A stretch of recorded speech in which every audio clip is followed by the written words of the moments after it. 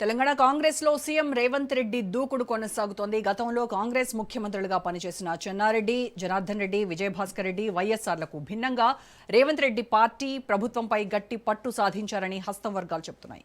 గత ముఖ్యమంత్రుల కాలంలో అసమ్మతి స్వరాలు బలంగా వినిపించేవని, కానీ ప్రస్తుతం రేవంత్ రెడ్డికి వ్యతిరేకంగా పెద్దగా అసమ్మతి కనిపించడం లేదని కాంగ్రెస్ నేతలు అంటున్నారు. పీసీసీ అధ్యక్షుడిగా ఉన్న సమయంలో వ్యతిరేకంగా ఉన్న వర్గాల్లో చాలా మంది ఇప్పుడు సమ్మతి వర్గంగా మారిపోయారనే చర్చ సాగుతోంది. ఒక్కరిద్దరు నేతలు మినహా పార్టీ మొత్తం రేవంత్ నాయకత్వానికి మద్దతుగా నిలుస్తోందని రాజకీయ విశ్లేషకులు భావిస్తున్నారు. ఇక మరోవైపు రాష్ట్రంలో పార్టీపై పట్టు పెంచుకోవడంతో పాటు జాతీయ నాయకత్వం వద్ద కూడా రేవంత్కు మంచి గుర్తింపు లభిస్తోందని కాంగ్రెస్ వర్గాలు చెబుతున్నాయి. అందుకే తానే 2034 వరకు ముఖ్యమంత్రిగా కొనసాగుతానంటూ రేవంత్ రెడ్డి ధీమాగా ప్రకటిస్తున్నారని పార్టీ నేతలు అంటున్నారు. దీనికి సంబంధించి పూర్తి సమాచారం మా ప్రతినిధి రాజిరెడ్డి లైవ్ లో అందిస్తారు. రాజిరెడ్డి, రేవంత్ రెడ్డికి రోజు రోజుకు పాపులారిటీ పెరుగుతోంది. సొంత పార్టీలో వ్యతిరేకంగా అసమ్మతి స్వరం వినిపించినటువంటి వాళ్ళందరూ కూడా ఆయన వైపు తిప్పుకోవడంలో రేవంత్ రెడ్డి సక్సెస్ అయ్యారు. కేరళం రిజల్ట్ తర్వాత ఆయన హవా ఇంకా పెరిగింది. అధిష్టానం దగ్గర ఆయనకి ఇంకా ఎక్కువ మార్కులు పడ్డాయి. సో దీంతో రేవంత్ హవా రోజు రోజుకు ఇక్కడ తెలంగాణలో కూడా పెరుగుతూ వస్తోంది. సో ఇప్పుడు ఏదో ఒకళ్ళిద్దరు అసమ్మతి నేతలు ఉన్నారు, వాళ్ళని కూడా త్వరలోనే తన దారికి తెచ్చుకునేటువంటి ధీమాతో రేవంత్ రెడ్డి ఉన్నట్టుగా తెలుస్తోంది. సో నెక్స్ట్ కార్యాచరణ ఏంటి? రేవంత్ రెడ్డి 2034 వరకు తానే సీఎంగా కొనసాగుతాను అని అంత ధీమాగా చెప్పడం వెనక తనకెవ్వరూ ఇక్కడ శత్రువర్గం లేరు, అందరూ కూడా తనకి మిత్రులుగా మారారు అనేటువంటి ధీమానేనా? ఖచ్చితంగా ముఖ్యమంత్రి రేవంత్ రెడ్డి వ్యవహార శైలి మొదటి నుంచి మనం పరిశీలిస్తే రేవంత్ రెడ్డి ఏది చెప్పాలనుకున్నా సూటిగా స్పష్టంగా చెప్తారు. ఎందుకంటే ఆయన రాజకీయ కెరియర్ ప్రారంభమైంది జెడ్పీటీసీ, ఎమ్మెల్సీ, ఎమ్మెల్యే, ఎంపీ, ఆ తర్వాత కాంగ్రెస్లోకి చేరారు. కాంగ్రెస్లో చేరిన తర్వాత కూడా పెద్ద ఎత్తున అసమ్మతి ఉండేది అతనికి. కానీ కాంగ్రెస్లో చేరిన తర్వాత పీసీసీ ప్రెసిడెంట్ రేస్లో ఉన్నటువంటి చాలామంది రేస్లో ఉండే ఏమా నాయకులు ఉండే, కానీ పీసీసీ ప్రెసిడెంట్ రేవంత్ రెడ్డికే వరించింది. కానీ పీసీసీ ప్రెసిడెంట్ అయిన తర్వాత కూడా పెద్ద ఎత్తున కూడా అసమ్మతి రేవంత్ రెడ్డికి ఉంటుండే. ఎందుకంటే కాంగ్రెస్లోకి వచ్చినటువంటి రేవంత్ రెడ్డి కొత్తగా వచ్చాడు, అతనికి పీసీసీ పదవి ఇవ్వడం ఏంటి, అతని అధ్యక్షతన మేము పనిచేయడం ఏంటి అనేది కూడా రేవంత్ రెడ్డి పీసీసీ అధ్యక్షుడు ఉన్నప్పుడు అసమ్మతి నేతలు చాలా ఉండేది. అదేవిధంగా రేవంత్ రెడ్డిని కూడా బహిరంగంగా సీనియర్ నేతలు చాలా విమర్శలు చేశారు. కానీ కట్ చేస్తే 2023 డిసెంబర్ ఎన్నికల్లో కాంగ్రెస్ అధికారంలోకి వచ్చింది. పీసీసీ అధ్యక్షుడిగా రేవంత్ రెడ్డి ఉన్నారు. ఆయన సారథ్యంలో కాంగ్రెస్ గెలిచిన తర్వాత ఇక జాతీయ నాయకత్వం రేవంత్ రెడ్డి పైన పెద్ద ఎత్తున నమ్మకం పెట్టి భరోసా పెట్టి ఆయనకు ముఖ్యమంత్రి పదవి ఇచ్చింది. ముఖ్యమంత్రి ఇచ్చిన తర్వాత కూడా రేవంత్ రెడ్డిని ఇక దించేస్తారు, సంవత్సరంలో దింపేస్తారు, 2 సంవత్సరాల్లో దింపేస్తారు, అతని కొత్త నాయకుడు, అతనికి మంత్రి పదవి చేసినటువంటి అనుభవం లేదు, సీనియర్లు ఉన్నారనేది కూడా పెద్ద ఎత్తున చర్చ జరిగింది. కాబట్టి వాటన్నిటిని కూడా పటాపంచలు చేస్తూ ఇక ఆయన ఎక్కడ అవకాశం ఉన్నా కానీ అక్కడ 10 సంవత్సరాలు నేనే ముఖ్యమంత్రిగా ఉంటా, 2034 వరకు నేనే ముఖ్యమంత్రిగా కొనసాగుతా అని కూడా ధీమాగా చెప్తా ఉన్నటువంటి పరిస్థితి కనబడుతుంది రోజా. ఎందుకంటే కాంగ్రెస్ అంటే ప్రజాస్వామ్యం ఉన్నటువంటి పార్టీ, స్వేచ్ఛ ఉన్నటువంటి పార్టీ. కాంగ్రెస్ ముఖ్యమంత్రులు ఉమ్మడి రాష్ట్రంలో చాలామందిని చూశాము. నేదురుమల్లి జనార్దన్ రెడ్డిని చూశాము, మర్రి చెన్నారెడ్డిని చూశాము, కోట్ల విజయభాస్కర్ రెడ్డిని చూశాము, మాస్ ఫాలోయింగ్ ఉండి క్రేజీ ఉన్నటువంటి డాక్టర్ వైఎస్ రాజశేఖర్ రెడ్డిని కూడా చూసాం. వీళ్ళంతా కూడా కాంగ్రెస్లో ముఖ్యమంత్రి పదవులు చేసిన వాళ్ళే.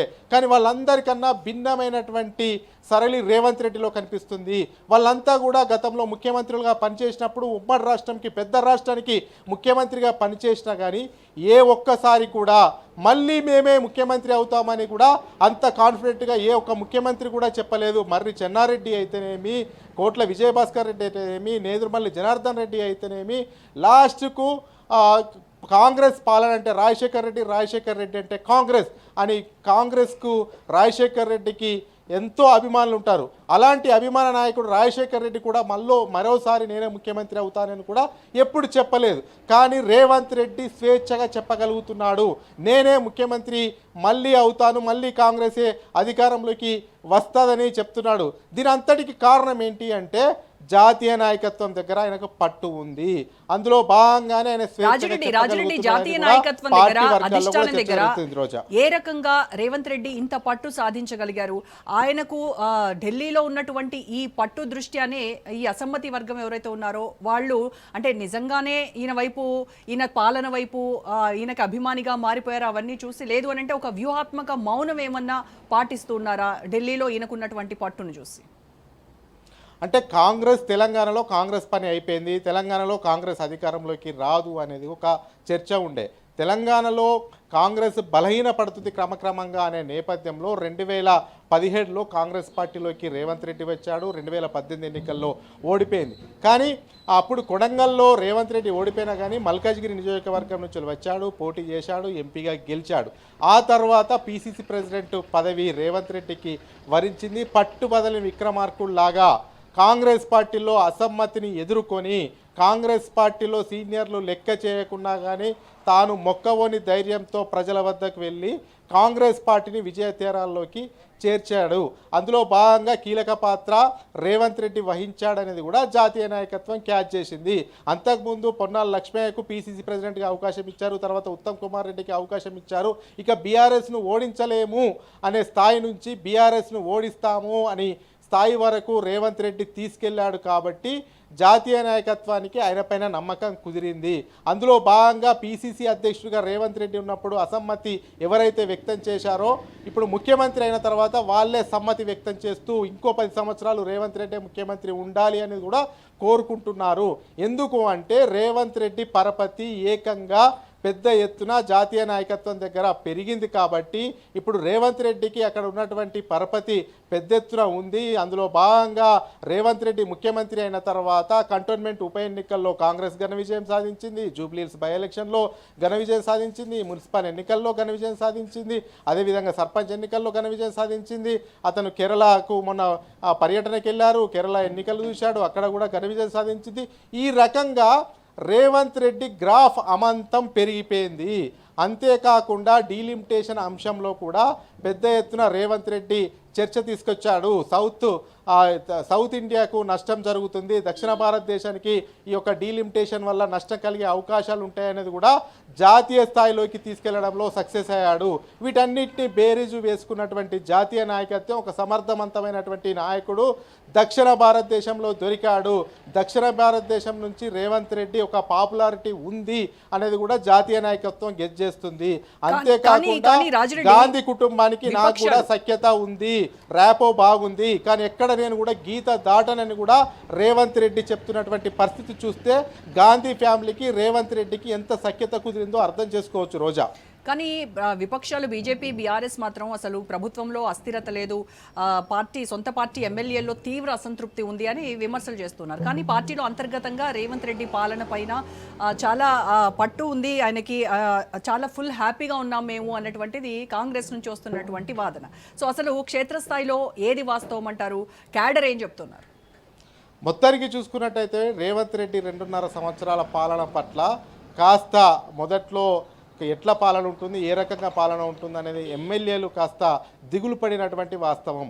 కానీ ఆ తర్వాత రేవంత్ రెడ్డి ప్రజల్లోకి చొచ్చుకెళ్ళడం, రేవంత్ రెడ్డి పెద్ద ఎత్తున కేడర్ను ఉత్సాహపరచడం, అదేవిధంగా ఎమ్మెల్యేలో ఉన్నటువంటి అసంతృప్తులను కూడా కొంచెము బుజ్జగించడం, అదేవిధంగా ఎమ్మెల్యేలకు ఏమి చేస్తే బాగుంటుంది, ఎట్లా చేస్తే బాగుంటుందని ఎమ్మెల్యేని పిలుచుకోవడం, మాట్లాడడము, ఎక్కడైతే అసంతృప్తి జ్వాలలు ఎగిసిపడుతున్నాయో వాళ్ళతో మాట్లాడడం, ఇవన్నీ కూడా రేవంత్ రెడ్డి చేస్తూ ఇదంతా కూడా ఏకతాటిపైకి తీసుకురావడం జరిగింది. ఈ యొక్క నేపథ్యంలో ఇన్ని రోజులు అసంతృప్తిగా ఉన్నటువంటి ఎమ్మెల్యేలు కూడా కొన్ని సందర్భాల్లో రేవంత్ రెడ్డికి వ్యతిరేకంగా గలం విప్పినటువంటి ఎమ్మెల్యేలు కూడా ఇప్పుడు మౌనం వహిస్తూ ఉన్నారు. ఎందుకు అంటే జాతీయ నాయకత్వం దగ్గర రేవంత్ రెడ్డికి మంచి మార్కులున్నాయి. రేవంత్ రెడ్డి చెప్పింది జాతీయ నాయకత్వం నమ్ముతుంది. రేవంత్ రెడ్డి పైన ఎన్ని విమర్శలు చేసినా, ఎన్ని వ్యతిరేక రిపోర్ట్లు ఇచ్చినా కానీ జాతీయ నాయకత్వం నమ్మట్లేదనేది కూడా ఇప్పుడు ఎమ్మెల్యేలకు దృష్టికి వచ్చింది. ఈ యొక్క నేపథ్యంలో జాతీయ నాయకత్వానికి ఎన్ని ఫిర్యాదులు చేసినా, ఎన్ని కంప్లైంట్ చేసినా వృధా ప్రయాస. జాతీయ నాయకత్వంకు నమ్మిన బంటుగా రేవంత్ రెడ్డి ఉన్నాడు. గతంలో ఏ ముఖ్యమంత్రికి లేని విధంగా జాతీయ నాయకత్వం దగ్గర రేవంత్ రెడ్డి పైన ముద్ర పడింది. కాబట్టి ఏ చేసినా కానీ ఇదంతా కూడా వృధా ప్రయాస అనేది కూడా కొంత అసంతృప్త నేతలు వెనక్కి తగ్గినట్టు తెలుస్తుంది. ఈ యొక్క నేపథ్యంలో రేవంత్ రెడ్డి ఇక ఇందులో ఇంకో సందేశం ఇస్తున్నాడని చెప్పుకోవచ్చు. పార్టీ కేడర్ కానీ ఎమ్మెల్యేలకు కానీ ఒక స్పష్టత ఇస్తున్నాడు. 10 సంవత్సరాలు కాంగ్రెస్ నా యొక్క నాయకత్వంలోనే తెలంగాణ నడుస్తుంది. నేను జాతీయ నాయకత్వానికి నమ్మిన బంటును, జాతీయ నాయకత్వం నన్ను నమ్ముతుంది, నా నాయకత్వంలోనే పనిచేయాలి అనే ఒక స్పష్టమైన ఇండికేషన్ అటు ఎమ్మెల్యేలకు, సీనియర్ నాయకులకు, క్యాడర్కి ఇచ్చి ఏకతాటిపీకి తీసుకెళ్తేనే తన నాయకత్వంలో మరోసారి కాంగ్రెస్ అధికారంలోకి వస్తుందనే భావన కలిగించాలని రేవంత్ రెడ్డి ఎక్కడ అవకాశం దొరికితే అక్కడ నేను మళ్ళీ 10 సంవత్సరాలు నేనే ముఖ్యమంత్రిగా ఉంటా, 2034 సంవత్సరం వరకు కూడా కంటిన్యూ అవుతా అనేది కూడా ధైర్యంగా చెప్పగలుగుతున్నాడు. అంటే ఇదంతా కూడా జాతీయ నాయకత్వానికి చేస్తున్నాడు. ప్రతి అంశం ఇక్కడ ఏది చెప్తున్నాడో ఆ జాతీయ నాయకత్వానికి కూడా వివరిస్తూ ఉన్నాడు. నేను ఈ రకమైనటువంటి స్టేట్మెంట్ ఇచ్చాను, ఈ రకమైనటువంటి స్టేట్మెంట్ వల్ల ఒక నాయకత్వానికి నమ్మకం, భరోసా, కేడర్కి ఒక నమ్మకం, విశ్వాసం, ఎమ్మెల్యేలు ఇప్పుడు ఉన్నటువంటి వాళ్ళు కూడా పనితనాన్ని మెరుగుపరుచుకుంటారు, మంత్రులు కూడా పనితనాన్ని మెరుగుపరుచుకుంటారు, ఎక్కడ లోపాలు ఉన్నా కానీ సవరించుకుంటారు, ఎవరైతే లోపాలు సవరించుకోలేరో వాళ్ళను పక్కకు పెట్టవచ్చు అనే ఇండికేషన్స్ జాతీయ నాయకత్వానికి ఇస్తూ ఉన్నాడు. ఇక్కడ ఉన్నటువంటి లోకల్ లీడర్లకు ఇస్తున్నాడు. తద్వారా తన నాయకత్వ పటిమను రోజు రోజుకు పెంచుకుంటున్నారు. చాలామంది రేవంత్ రెడ్డి గురించి కొత్తగా చెప్తా ఉన్నారు. ఛాన్స్ కొద్ది రాలేదు, బై చాయిస్ కొద్ది రేవంత్ రెడ్డి పాలిటిక్స్లోకి వచ్చాడు. ఎక్కడ తగ్గాలో ఎక్కడ నెగ్గాలో రేవంత్ రెడ్డికి తెలుసు. అక్కడ ఉన్నటువంటి నేపథ్యంలోనే ఇప్పుడు ప్రజల నాడిని పట్టుకున్నాడు, నాయకుల నాడిని పట్టుకున్నాడు, జాతీయ నాయకత్వాన్ని నాడిని పట్టుకున్నాడు. కాబట్టి రేవంత్ రెడ్డి సక్సెస్ అవుతున్నాడు. అందులో భాగంగానే ఒక ప్రాంతీయ పార్టీ లాగా జాతీయ పార్టీకి సంబంధించినటువంటి ముఖ్యమంత్రి కూడా నేను 10 సంవత్సరాలు ముఖ్యమంత్రిగా కంటిన్యూ అవుతా అని ధీమాగా స్పష్టంగా చెప్పగలుగుతున్నాడు అనేది కూడా పార్టీ వర్గాల్లో చర్చ జరుగుతుంది. Roja. Right, thank you Rajireddy.